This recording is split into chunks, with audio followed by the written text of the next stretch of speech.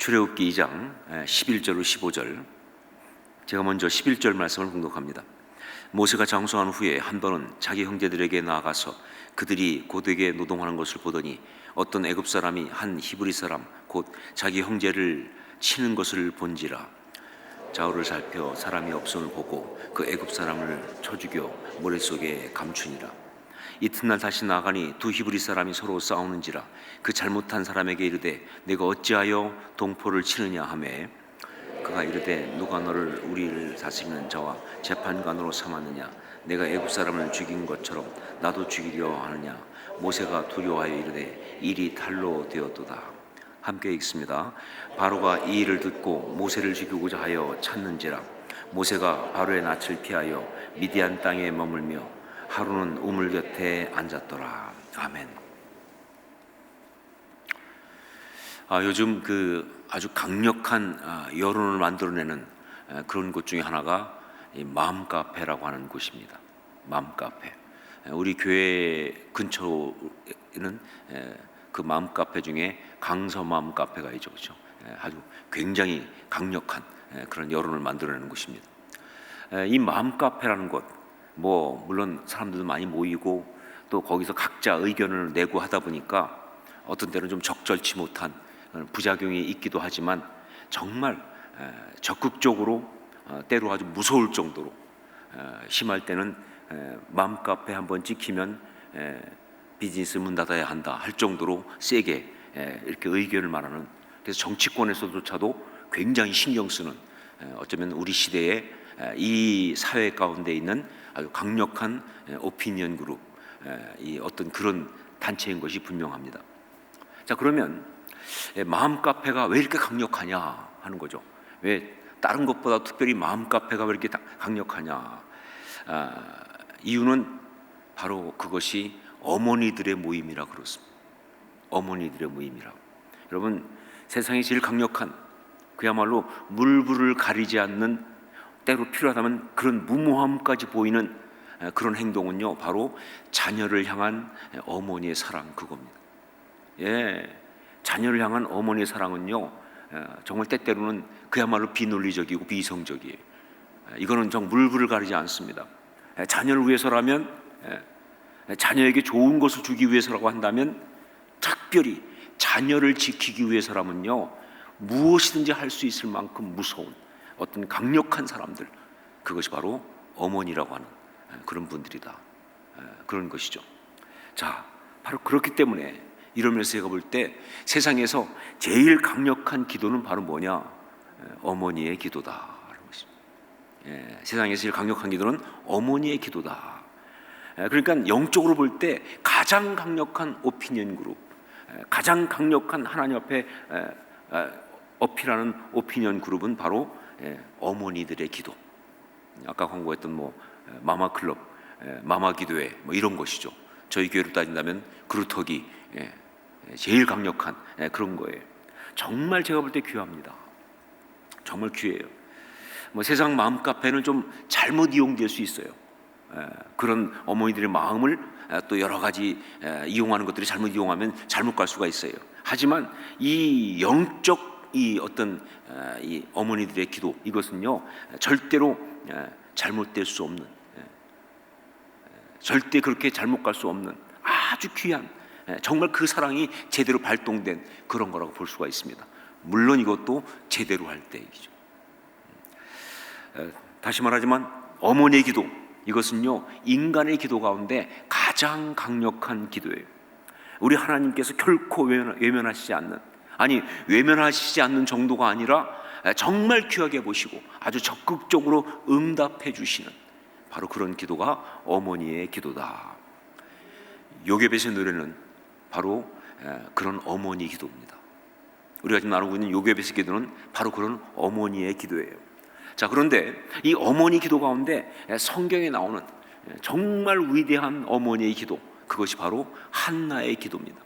사실 요괴벳의 기도라고 하는 것은요, 그건 제가 만든 말이죠. 성경에 나오는 말은 아니에요. 그러니까 내용도 안 나오죠. 요괴벳이 뭐라고 기도했는지 안 나옵니다. 다만 우리가 상황을 보고 그렇게 짐작하고 추측할 뿐이죠. 그런데 한나의 기도는 정확히 나와요. 그가 뭐라고 기도했는지. 그럼으로써 그 기도를 통해서 우리는 어머니의 기도가 어떤 것인지, 이 요게벳의 기도가 어땠을지를 알 수가 있는 것이죠. 특별히 그 어머니 기도의 그 아름다움, 그 특징을 알 수가 있습니다. 자, 한나의 기도, 이걸 보면요, 여기에 우리가 정말 주목해야 될 이 어머니 기도의 특징, 너무 중요한 포인트 하나가 나오고 있습니다. 사무엘상 1장 11절 말씀인데 같이 한번 읽도록 하겠습니다. 사무엘상 1장 11절 함께 읽습니다. 선하 이르되 만군의 여호와여, 만일 주의 여종의 고통을 돌보시고 나를 기억하사 주의 여종을 잊지 아니하시고 주의 여종에게 아들을 주시면 내가 그의 평생에 그를 여호와께 드리고 삭도를 그의 머리에 대지 아니하겠나이다. 여기 나오는 내가 그의 평생에 그를 여호와께 드리고 삭도를 그 머리에 대지 아니하겠나이다 라고 서원한 바로 이 부분입니다. 여러분, 이것은요, 언뜻 생각하면 아들이 없는 한나가 아들을 달라고 하나님께 간구하면서 일종의 하나님하고 이 딜을 한 것으로, 거래를 한 것으로 생각할 수 있어요. 아들을 주시면 내가 이렇게 그 아들을 하나님께 바치겠습니다, 드리고 삭도를 그 머리 되지 않겠습니다, 즉 나실인 규례, 서원을 가지고 살도록 하겠습니다 라고 그렇게 거래한 것처럼 보일 수 있는데, 여러분, 이건 절대로 거래가 아닙니다. 그런 게 아니에요. 정말 이것은요, 모든 어머니들의 기도, 바로 그 어머니의 기도를 하는, 그런 종류의 기도를 하는 사람들의 기도의 아주 핵심적인 포인트를 나타내고 있는 거예요. 그게 뭐냐? 자녀를 정말 달라고 구하는 기도든, 아니면 주신 자녀를 돌보아 달라고 간구하는 간구든, 혹은 그 자녀를 축복해 달라고 기도하는 그런 기도든, 무엇보다 그 자녀를 지켜달라고 간구하는 그런 기도이든 간에 동일하게 모든 어머니들의 기도는요, 하나님과 바로 이런 이야기를 한다는 거예요. 이런 거래를 한다는 거예요. 어떤 거래냐? 하나님, 이 자녀를 당신께 드리겠습니다. 하나님, 이 자녀를 당신께 드리겠습니다. 그러니까 이 자녀를 당신의 자녀로 삼아 주십시오. 그리고 당신께서 사용해 주십시오. 이렇게 한다는 겁니다. 이게 중요한 포인트예요. 근데 사실 이것은 어머니의 기도만이 아니에요. 정말 신앙의 사람이 자기가 정말 귀하게 여기는 것, 정말 사랑하는 것을 위해서 간구할 때는 다 이렇게 기도해야 되는 거예요. 여러분, 하나님 앞에 기도하면서 하나님, 내 것을 좀 도와주세요. 하나님, 내 것을 좀 지켜주세요. 내 것 좀 잘 되게 해주세요. 이렇게 기도하는 건 그건 정말 아니죠. 하나님 이용해 먹는 거 아니에요, 그거요? 하나님, 내 거, 내 사업, 내 사람, 내 가족, 내 자식 다 잘 되게 해주세요. 좀 도와주세요. 이거는 그렇게 아름답지 않습니다. 그냥 물론 마음은 이해하지만, 그러나 절박하게 한다 할지라도 절대로 강력하지 않다는 거예요. 정말 제대로 된 기도는 뭐냐면요, 이것을 하나님께 드리는 거예요. 내 것이 아니고 하나님 것입니다. 당신께 속했습니다. 당신께 맡겨드립니다. 그러니까 당신께서 사용해 주시옵소서. 이렇게 하는 거예요. 이런 거예요. 이게 바른 기도예요. 이게 정말 강력하고 아름다운 기도인 거예요. 요게벳은 바로 그렇게 기도했습니다. 그 아들을 갖다가 갈대 상자에 넣어서 나일강에 띄우면서 하나님께 그렇게 기도한 것입니다.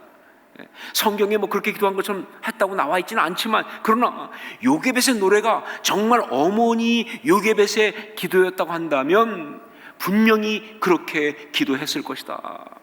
이제 이 아이는 제 아이가 아닙니다. 당신의 아이입니다. 그러니까 당신께서 지키시고 당신께서 살려주십시오. 그게 바로 갈대 상자에 넣어서 나일강에 띄우는 그 기도예요. 내 아이 잘 지켜주세요. 그리고 띄운 사람이 누가 있겠어요, 그렇죠? 이제 나는 할 수 있는 게 없으니까, 나는 안 되니까, 하나님, 이 아이는 내 아이가 아닙니다. 하나님의 아이입니다. 그러니까 하나님께서 이 아이를 지켜주세요. 하나님께서 이 아이를 살려주세요. 자, 그런데 여기서 중요한 포인트, 그렇게 하나님 손에 그 아이를 올려드리면서 그렇게 맡길 때, 그때 거기에 한 가지가 더 반드시 들어가게 되는데, 그것이 바로 뭐냐? 하나님께서 이 아이를 사용해 달라고. 여러분, 하나님 손에 올려드린다고 할 때 그게 그냥 하나님이 가지고 노시라고 드리는 거 아니잖아요, 그렇죠? 하나님 손에 올려드린다는 게 무슨 뜻이에요? 하나님, 이 아이를 사용하십시오. 하나님, 당신의 뜻에 의해서 사용하십시오.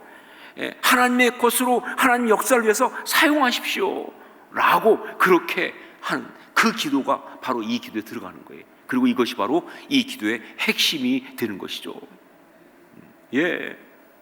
그리고 이것은 결국은 이 어머니 요게벳이 그 아이를 위해서 할 수 있고 또 줄 수 있는 최고의 축복이고요, 최고의 간구가 되는 것이죠. 제 친구 중에 지금 제주도에서 목회하고 있는 친구가 있습니다.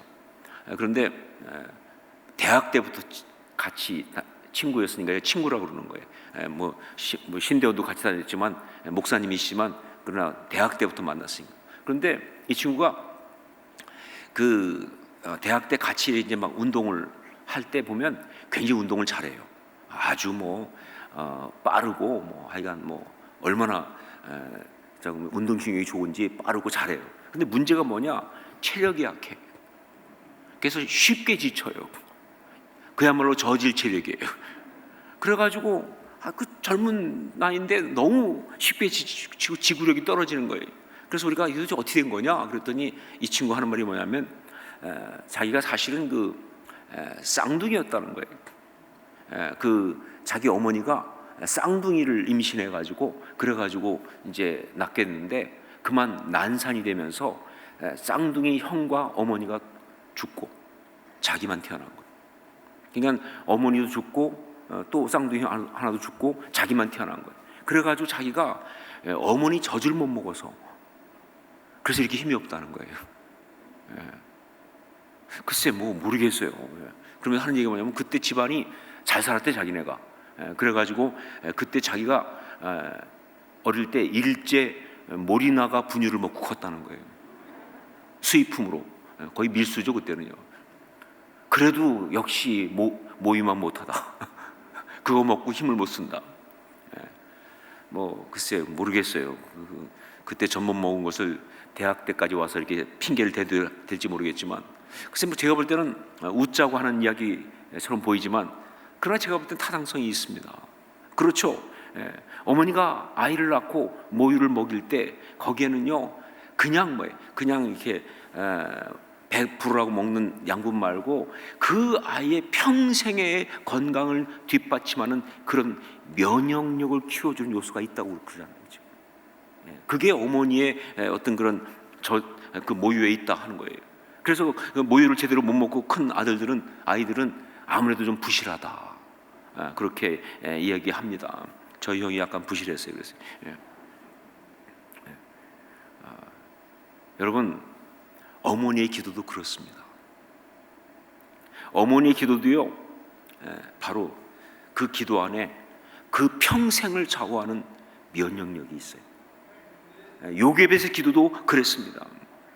요게벳은 그 상황에서 단지 하나님께 이 아이를 살려달라고 지켜달라고 기도했지만 바로 그 기도가 진정한 어머니의 기도였기에 그 기도 속에는요 그 아이의 평생을 지켜주고 인도할 엄청난 축복의 면역력을 높여주는 그런 것이 있었다는 거예요. 그 기도는요 그때 그 어릴 때 잠깐 그를 살려주는 기도가 아니에요. 그로 끝나는 기도가 아니에요. 모든 어머니 기도는요 그 순간만을 위한 기도가 아니에요. 그 평생을 지켜주는 그런 기가 막힌 기도를 하게 돼 있는 거예요. 바로 그 평생을 지켜주는 그 축복의 면역력, 그것이 바로 뭐냐? 하나님께 그 아이를 올려드리는 것. 그래서 하나님이 그를 사용하시도록 한 것, 바로 그것이다 하는 것이죠. 하나님이 그를 사용하시도록 한 것. 자, 결과적으로 그 기도는 그대로 응답되기 시작했습니다. 그게 잘 보여주는 것이 우선 모세라는 그 이름을 짓는 부분부터 나타나고 있어요. 모세, 그 이름은 히브리어로 물에서 건져내었다 그런 뜻입니다. 모세, 물에서 건져내었다. 이게 성경에 나와 있어요. 그런데 이건 좀 생각해 볼 필요가 있습니다. 여러분, 모세라는 이름을 누가 지어줬습니까? 성경에 보니까 모세를 누가 지어줬습니까? 이름을. 애굽 바로의 딸이 지어줬잖아요. 그렇죠? 자, 바로의 딸이 히브리어를 알까요? 모르잖아요. 그러니까 바로의 딸이요, 물에서 건지긴 건졌어요. 하지만 바로의 딸을, 공주는 히브리어를 몰라요. 자, 그러면 어떻게 된 거냐? 이거에 대한 정확한 추론과 해석은 이렇습니다. 바로의 딸이 지은 이름 모세는요, 이집트어로 바로 아들이라는 뜻이에요. 아들. 그래서 그 이집트 왕 중에서 투트모세라고 하는 그 왕이 있잖아요. 그것은 뭐냐면요, 그 지혜의 신, 혹은 이 어떤 달의 신이라고 하는 토트의 아들이라는 뜻이에요. 그래서 투트모세, 모세가 아들이니까 투트모세 이렇게 말하는 거예요. 토트 신의 아들이다, 이 뜻이에요. 그 다음에 우리가 좀 들어본 것 같은 라암세스라고 하는 또 그 이집트 왕이 유명하잖아요. 그것도 뭐냐면요, 이 라암세스는 라신, 태양의 신인 라신의 아들이에요.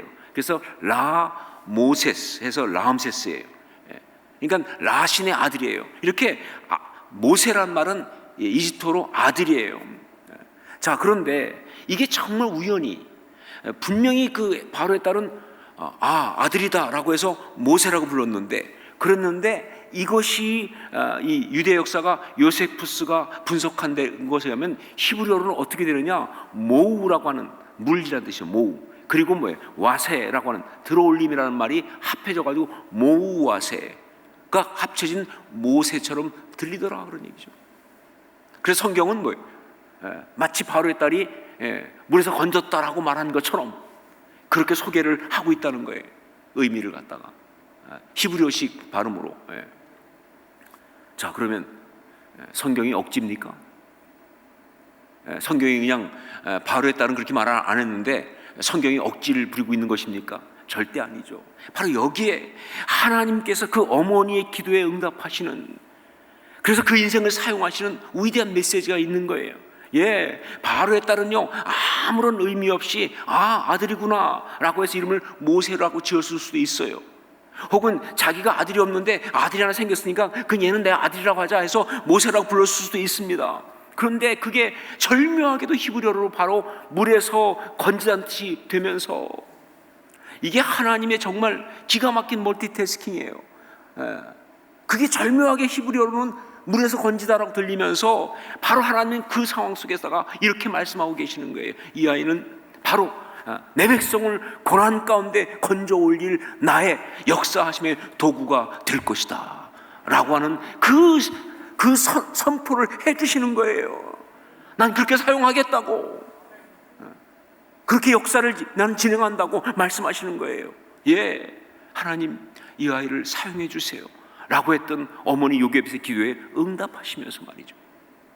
바로 우리 하나님이 그러신 분이시다. 자, 이렇게 하나님이 그를 사용하시겠다고 하는 응답은요, 그의 성장 과정을 통해서도 완전히 잘 드러나고 있습니다. 그가 어려서는 히브리인 자기 친어머니의 젖을 먹고 큰 것, 이것도요 그냥 우연이 아니에요. 그냥 어떻게 하다 보니까 미리암이 거기 있어가지고 순간 알바를 잡았다, 그게 아니에요. 하나님이 역사하심이에요. 무슨 얘기냐, 반드시 그렇게 돼야 돼. 왜? 그래야지 그가 이스라엘의 뿌리를 갖기 때문에. 하나님이 그를 쓰시려면요, 이스라엘이라고 하는 이 뿌리가 없으면 안 되는 거예요. 그냥 만약에 바로의 궁궐에서 커버리면요 뿌리가 없어지는 거예요. 저는 미국에서 이민 생활해봐서 알아요. 이 자녀들이 말이죠, 아무리 그래도 그냥 외국 교육 받으면요 뿌리가 없어져요. 그냥 한국 사람 아니라니까요. 겉만 한국 사람이지. 굉장히 사실 정체성에 문제가 생겨요. 그래서요. 그런데 바로 그래서 하나님은요 일부러 미리암을 딱 거기 대기시켰다가 그 순간 그냥 적절하게 튀어나가서 바로 그냥 그 젖먹이 알바를 따내게 해가지고, 그래서 어머니로 하여금 이 아기를 젖을 먹이게 한 거예요.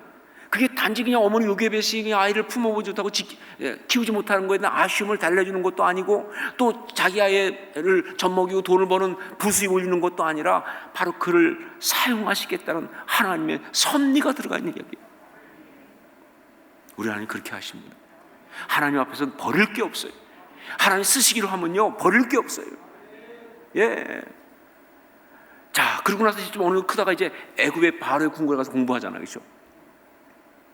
가서 왕자들과 함께 교육받는 건 뭐냐?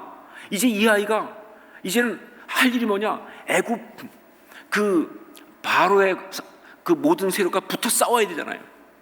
그러려면 애굽의 교육이 필요한 거예요. 예, 모세가 바로의 궁궐에서 교육 못 받았으면요, 나중에 출애굽 역사 못 일으킵니다. 일단 말이 잘 안 통하고 상대가 안 되니까. 그런데 애굽의 최고 교육을 다 받았기 때문에 바로와 그 모든 신하들을 능수능란하게 다룰 수가 있어요. 하나님이 다 그렇게 준비시키신 거예요. 예. 괜히 하셉투스가 몸이 근지러운 것이 아니었다는 것이죠, 그렇죠? 그 시간에 목욕하게 만든 이유가 다 있어요. 단지 구해내는 게 아니라 쓰시려고 준비시키시는 거예요. 예.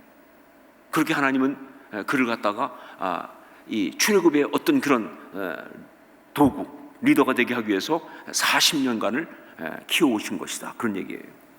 자, 그런데 한 가지 더, 그의 어머니 요게벳의 기도에 응답하셔서 하나님이 그를 쓰시겠다고 인도하시는 결정적인 이야기는요, 아주 결정적인 어떤 그런 그 모습은 그 모세의 나이 40세가 되었을 때 일어난 한 일을 통해서 잘 나타납니다. 모세가 어느 날 이제 자기 형제들, 즉 이스라엘 백성한테 나간 거예요. 갔다가 자기 동족 그 이스라엘 사람이 애굽 사람한테 매를 맞는 걸 보고는요, 그 순간 분노했어요. 그래서 그 애굽 사람을 쳐 죽였어요. 아무도 없는 걸 보고는 쳐 죽여가지고 모래에다가 파묻게 되었어요. 자, 그런데 여러분 아실 것이 있어요. 이건 절대로 우발적 행동이 아니었다는 겁니다.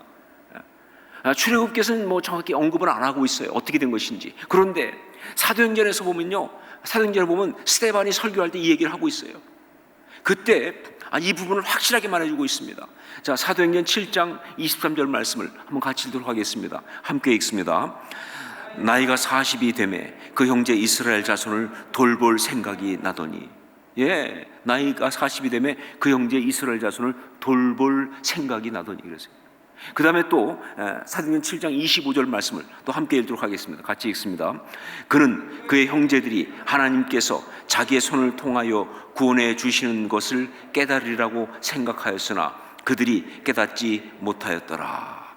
예, 그가 그렇게 행동한 것은요, 이젠 그냥 우발적으로 한 것이 아니라 이제 때가 됐다, 내가 이 일을 하라고 하나님께 부름받았다라고 해서 한 일이라는 거예요. 자, 그런데 바로 이 부분에서 저는요, 어머니 요게벳의 그 기도의 위대함을 보는 거예요. 그 기도가 어떻게 역사하는지를 보는 거예요. 바로 이 부분, 그 형제 이스라엘선을 돌볼 생각이 나더니, 여기부터 시작된 이 이야기 가지고, 자 보세요, 이 모세는요 바로의 궁궐에서 잘 살았습니다. 아주 최고의 어떤 그런 조건에서 권력자의 양아들로서 누려가면서 정말 잘 살았어요. 그런 그가 왜 갑자기 자기 형제 이스라엘 사람을 돌아볼 생각을 합니까? 도대체 그 마음에 무슨 일이 있어가지고 갑자기 자기 동족을 돌아보겠다는 생각을 하냐, 그 말이에요. 뭐가 부족해서 말이죠. 여러분, 인생을 살아보면 알지만 그게 쉬운 것 같다고 생각하세요? 아니요, 그게 쉬운 게 아니에요. 혹시 무슨 삶 가운데 무슨 일이 하나 터져가지고 뭐가 잘못돼가지고 그래서 이제 어쩔 수 없이 이렇게 해서 그래서 동족을 돌아보는 생각이 난다 할지 모르겠지만, 그런다고 할지라도요, 이건 절대 쉬운 일이 아니에요. 왜냐하면요, 이스라엘 백성을 돌아본다는 것은요, 굉장히 많은 걸 포기해야 되는 거예요. 뿐만 아니라 정말 힘든 대가를 치러야 되는 거예요. 절대 결정하기 쉬운 게 아니에요. 자, 그런데도 불구하고 그런 모세가 그렇게 그 40세가 되었을 때 형제 이스라엘을 돌아볼 수 있는 마음이 든 것은요, 전적으로 누가 역사하셨다? 하나님이 역사하신 거예요. 하나님이 역사하신 거예요. 예, 어느 순간 살아가는데 뭐 애굽의 궁궐에서 좋은 거 먹고 정말 부족함 없이 살고 있는데 어느 날 갑자기 마음속에 들어오기 시작한 거예요. 이게 다 헛되다는 사실이. 이렇게 사는 게 잘 사는 게 아니다. 이게 정말 가치 있는 게 아니다. 이렇게 살면 안 된다. 바로 그런 마음이 들어오는 그런 것이 말이죠. 이게 바로 하나님께서 그를 사용하시려고 그 심령 속에 역사하신 거예요. 여러분, 저는 그런 관점 참 많이 봅니다. 하나님이 쓰신 사람 보면요, 어느 날 아무 문제가 없는데 마음속에서부터 이 삶은 아니다, 이렇게 사는 건 아니다 라고 하는 어떤 그런 마음의 어떤 갈등이 시작된다는 거예요. 하나님이 집어넣으신 거예요. 자, 그러면서 또 한 가지, 갑자기 자기가 이스라엘 사람이고, 그리고 그 이스라엘 자기 형제들이 지금 고통에 빠져 있다는 것을 새삼 보게 하신 것, 이것도 누가 하신 거예요? 하나님이 하신 거예요. 그동안은 몰랐나요? 자기가 이스라엘 사람인 거 생각 안 했어요. 그런데 내가 이스라엘 사람이지 하는 것과, 그리고 자기 형제들이 지금 고통당하고 있다는 것이 새삼 깨달아진 거, 이 마음 갖게 된 거, 그들을 불쌍히 여기게 된 거 하나님이 하신 거예요. 하나님이 그를 쓰시려고 그 마음에 집어넣으신 거예요. 그러면서 자기가 정말 그 형제를 구원하기 위해서 무엇인가 해야 될 사명자라는 사실을 자각하게 된 것도 역시 뭐예요? 하나님이 하신 겁니다. 나한테 그런 사명이 있구나. 이건 내 사명이구나. 그러니까 애굽 사람을 쳐 죽인 거예요. 정말 그냥 갑자기 흥분해서 그런 것이 아니라 그들을 구원하겠다는 마음이 있으니까, 그 일을 하는 것이 내게 맞다고 생각하니까 그 일을 한 거예요. 그런데 여러분, 왜 그렇게 하나님의 마음, 하나님의 역사하심으로 그가 갑자기 그런 마음이 들게 되었을까요? 어떻게 그렇게 그런 마음을 가지고 그렇게 삶에 대해서 결정하고 그 모든 어떤 그런 하나님의 역사를 갖다가 받아들이고 그러면서 그런 행동을 하게 되었을까요? 그런 일이 어떻게 가능했을까요? 하나님께서 하신 것이지만 그 하나님의 역사가 온전히 일어나고 이루어지게 된 것은 바로 누구의 기도 때문에? 요게벳의 기도 때문에, 어머니의 기도 때문에. 하나님께서 그의 삶에 개입하셔서 역사하시게 된 것은 전적으로 그 요게벳의 기도에 대한 응답이셨다, 그런 얘기예요. 그 어머니가 정말 하나님의 손에 그를 올려드렸기 때문에, 그래서 하나님께서 그를 갖다가 사용하시기 한 거예요. 어머니가 그에게 올려드렸으니까 사용하시게 된 거예요. 그렇죠? 자, 뿐만 아니라 더 중요한 포인트, 그 어머니 요게벳이 모세를 기도하면서 하나님의 손에 그를 올려드리면서 그 심령 속에 또한 거룩의 씨를 심은 거예요. 그 심령 속에 거룩의 씨를 심은 겁니다. 그에게 젖을 먹이면서 말이죠, 영적인 면역력을 함께 키워준 거예요. 바로 그 기도 때문에 그는요, 그 화려하고 부족 없는 삶을 살아가다 어느 순간 이게 아니다라고 싶은 거예요. 여러분, 이건 정말 중요한 포인트예요. 그 마음에 거룩의 씨가 없으면요, 넣어두신 그 영적 면역력이 없으면요, 세상의 헛된 삶, 그 모든 사치스러운 삶을 보고 이게 아니라 생각 못한다니까요. 절대 그 헛됨과 그 죄악을 인지를 못한다는 거예요. 근데 넣어두면요, 그걸 집어넣으면요, 어느 날 알아요. 어느 날 깨닫습니다. 저는 그런 감정이 정말 많이 들어요. 정말 그 어머니가 기도한 그 기도는요, 몇십 년 지나서 어느 날 그 자녀의 삶 속에, 잘 나가는 자녀의 마음 속에 이렇게 사는 거 아니지, 갈등을 시작하게 만든다는 거. 왜? 이미 그 속에 거룩의 씨가 들어가 있기 때문에 그래요. 정말 이렇게 살아가는 건 무의미하다. 그렇게 돈을 벌었는데 만족이 안 돼. 그렇게 재미있는 거 다 했는데 그것도 아닌 거야. 세상 나름 명예 얻어봤는데 그것도 헛된 거예요. 왜 그 마음이 들어옵니까? 그 어머니가 기도 가운데 뿌렸어요. 이미 거룩의 씨를 뿌렸다는 것이죠. 그리고 동족을 돌아보고 구원해야 한다는 이 하나님의 사명, 그게 자기에게 있음을 깨닫는 것도 역시 뭐예요? 그 거룩의 씨가 뿌려졌기 때문에 그게 쭉 자라나다 싹이 나는 거예요. 정확히 말하면 어머니의 그 기도로 인해서 그 심령에 거룩의 씨가 뿌려졌기 때문에, 그래서 하나님이 역사하신 그 도전에 모세가 반응을 한 것이다 하는 것이죠. 예, 저는 정확하게 이렇게 역사했다고 믿습니다. 여러분, 믿는 자의 기도는 결코 땅에 떨어지지 않습니다. 특히 신앙의 어머니의 자녀를 위한 기도는 절대로 거절당하지 않습니다. 아니, 반드시 응답됩니다. 더구나 그것이 하나님의 손에 그 자녀를 올려드리면서 하나님 당신이 사용하소서라고 간구한 것이라고 한다면요, 하나님께서 반드시 역사하심으로 응답하실 줄 믿습니다. 예, 여러분, 그게 유명한 어거스틴의 어머니 기도자이죠. 그 어거스틴 어머니 모니카의 기도자이죠. 예, 얼마나 기도했습니까? 그때 그 암브로시우스가 한 유명한 말이, 눈물의 기도의 자식은 결코 망하지 않습니다. 근데 여러분, 그때 그 기도는요, 어거스틴을 망하지 않게 한 게 아니라 역사상 사도 바울 이후로 가장 뛰어난 신앙의 대가가 되어서 우리 신앙의 핵심을 다 정리하는 그런 것으로 하나님께 쓰임받는 도구가 되게 했잖아요. 그렇죠? 예, 그게 바로 그 어머니가, 그 모니카가 그 거룩의 씨를 뿌린 거예요.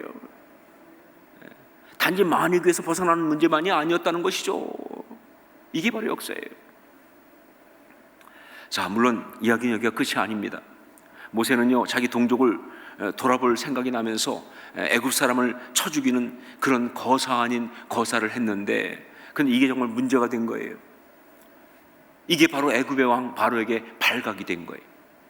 근데 문제는 그렇게 발각된 것이 다른 식으로 발각된 것이 아니라 형제인 히브리 사람의 고발로 인해서 발각됐다는, 이게 문제가 되는 거예요. 우리 14절 말씀을 함께 읽겠습니다. 14절 같이 읽습니다. 그가 이르되 누가 너를 우리를 다스리는 자와 재판관으로 삼았느냐? 내가 애굽 사람을 죽인 것처럼 나도 죽이려느냐? 모세가 두려워하여 이르되 일이 탈로 되었도다. 정말 이건 모세 입장에서는요, 삶이 완전히 무너지는 실패입니다. 괜히 형제 좀 돌아보겠다고 하다가 말이죠, 졸지에 모든 걸 잃어버리고 살인자가 되어서 도망자가 되는 어떤 그런 정말 끔찍한 상태가 된 거예요. 더군다나 누구한테 배신당해서? 형제에게 배신당해서. 그래서 결국은 그런 미디안으로 도망칩니다. 그런데 정말 그것은요, 살아도 산 게 아닌 거예요. 이거 살았다고 말하면 안 되고 그냥 죽지 못해 사는 거예요. 죽은 거예요. 미디안까지 가서요. 정말 처참한 상황이에요. 얼마나 처참한 상황인지는 제가 다음 시간에 또 자세히 말씀드릴 거예요. 여하튼 한 가지 분명합니다. 그는 완전히 실패했고 그 삶이 완전히 공경에 빠졌다는 거예요. 자, 어떻게 이렇게 됐느냐? 그건 뭐 몇 가지 이유가 있겠죠. 하나는 모세 자신의 교만 때문에 그럴 수 있어요. 아직도 그 안에 있는 교만, 참 인간은 참 그래요. 애굽에서 교육받으면서 자기도 모르게 히브리 사람들은 정말 무식하고 더러운 것들, 나는 정말 그들에 비해서 우월하다는 교만이 들어간 거예요. 그래서 말이죠, 히브리 형제라고 하면서도 그들을 우습게 보면서 자기가 판단해가지고 네가 잘못했네, 네가 잘했네, 이렇게 얘기한 거예요. 여러분, 사실은 사람 둘이 싸우면요, 결국은 뭐 잘한 사람이 51%고 못한 사람이 49% 아니에요. 그러니까 똑같은 게 싸우지 뭐. 그런데 자기가 무슨 자격으로 판정을 당하겠습니까? 교만이 있는 거예요. 더구나 내 힘으로 뭐 할 수 있을 것 같은 교만 때문에 애굽 사람 쳐 죽인 거 아니에요, 그렇죠? 내가 뭐 할 수 있어? 이래가지고 결국은 이런 결과가 온 거예요. 그런데 거기에다가 이 동족 형제 이스라엘의 그 상함이 한 몫을 했죠. 진짜 그야말로 검은 상처의 블루스예요. 야, 이 사람들 어떻게 이럴 수가 있어요? 근데 정말 사람이 상처가 많으면 다 이럴 수밖에 없어요. 아니, 자기를 도와주기 위해서 애굽 사람을 쳐 죽인, 정말 그 모든 걸 포기하면서 도와준 사람을 갖다가 그 다음에 자기 편 한 번 안 들어줬다고 그래가지고 공개적으로 핏대를 올려가면서, 그러니까 한 번 이렇게 막 핏대 올라가면 전후좌우로 안 보는 사람이 딱 이런 사람들이죠, 그렇죠? 그냥 소리 질러가면서 네가 어제 애굽 사람 쳐 죽인 것처럼 나도 또 죽이려고 그러냐고 악다구를 대는 이 모습은요, 그냥 성경 읽는 것만도 짜증나는 얘기. 상처가 또 발동을 한 거예요, 상처가. 그래가지고 결국은 말이죠, 완전히 모세의 마음이 무너져 버린 거죠. 동족한테도 배신당하고, 이건 정말 상종할 수 없는, 살 가치가 없는, 그래서 미디안으로 진짜 자살하는 것처럼 도망친 거예요. 자, 그런데 성경은요, 여기에서 그렇게 모세가 미디안으로 도망쳐 갔다고 말하면서 이야기는 그렇게 안타깝게 끝이 났다로 가지 않는다는 거죠. 절대 성경은요, 그렇게 모세는 그렇게 안타깝게 실패하고 끝났다라고 가장 이해가 안 되는 프랑스 영화처럼 끝나지 않는다. 오히려 뭐예요? 하나님의 역사가 진행되고 있는 굉장히 다이내믹으로 가고 있어요. 그렇게 실패하고 미디안으로 도망갔는데 가서 정말 진짜 죽지 못해서 살아가는 삶을 살고 있는데 성경의 톤은요, 절대 실패자 이야기가 아니라 하나님의 모세를 사용해서 이스라엘 백성을 구원하시는 구원의 이야기가 계속 진행 중이에요. 아니, 진행 중인 정도가 아니라 이제 본격화되기 시작하는 거예요. 여러분 아세요? 이것도 하나님의 역사하심이었다는 거예요. 하나님께서 모세를 사용하시는 어떤 그 인도하심의 과정이었다는 거예요. 여러분 말씀드렸잖아요. 히브리인의 어머니 젖을 먹으면서 히브리인의 뿌리를 갖고 애굽의 바로의 궁궐에서 크면서 바로와 상대해가지고 출애굽시킬 수 있는 어떤 그런 모든 준비를 하고, 이제 그 다음 뭡니까? 광야를 걸어가야 되니까 그 광야 모든 현장 학습, 그 장면이에요 지금이요. 광야를 그가 가서 정말 그 광야를 다 익히는 기가 막힌 어떤 체험들 뿐만 아니라 그 과정 속에서 모세 자신도 뭐예요? 하나님이 쓰실 사람으로 성숙해지는 그런 영적 광야 훈련까지 말이죠. 모세에게는 실패였지만 그건 하나님에게는 그를 사용하시는 또 하나의 이야기가 진행 중인 것이었다. 어떻게 이렇게 되었을까요? 어떻게 그냥 거기서 실패한 자가 하나님께 버림받지 않고, 어떻게 그렇게 끝나지 않고 이렇게 하나님에 의해서 쓰임받는 계속된 역사 가운데 있을 수 있게 되었을까요? 어떻게? 바로 뭐예요? 어머니 요게벳의 기도 때문에.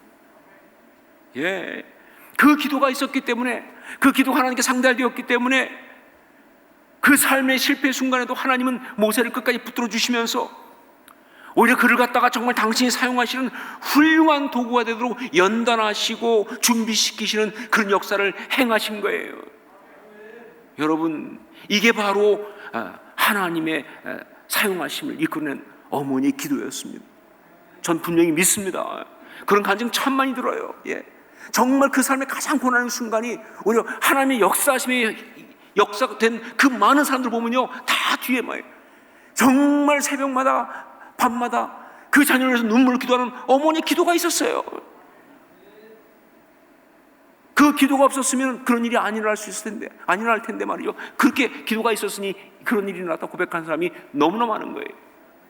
그런 이야기. 자, 요게벳의 노래, 그것은 바로 어머니 요게벳의 기도였습니다. 하나님께 그 아이를 올려드리면서, 그냥 살려달라고 한 게 아니죠. 하나님 손에 올려드리면서 주님께서 사용하시도록 간구했던 바로 강력한 기도, 바로 그 기도 때문에 그는 세상에 빠지지 않고, 바로 그 기도 때문에 그는요 실패 가운데 죄에 무너지지 않고 그렇게 하나님의 손에 계속 붙들려 있을 수가 있었다는 것이죠. 여러분, 우리는요 우리의 소중한 사람들을 위해, 또 우리의 소중한 것을 위해서 기도할 때 바로 이 요게벳의 기도를 드려야 할 줄로 믿습니다. 하나님께 올려드리세요. 그리고 반드시 이렇게 고백하세요. 하나님께서 사용하십시오. 내 것을 하나님 도와주세요가 아니죠. 하나님 손에 올려드립니다. 하나님께서 쓰십시오. 하나님 영광을 위해 사용하십시오. 하나님 역사를 위해서 사용하십시오. 온전히 맡겨드리는 순간 말이죠, 정말 놀라운 하나님의 응답이 있을 줄 믿습니다. 그가 널 사용하시리. 이게 바로 요게벳의 노래예요. 그가 널 사용하시리.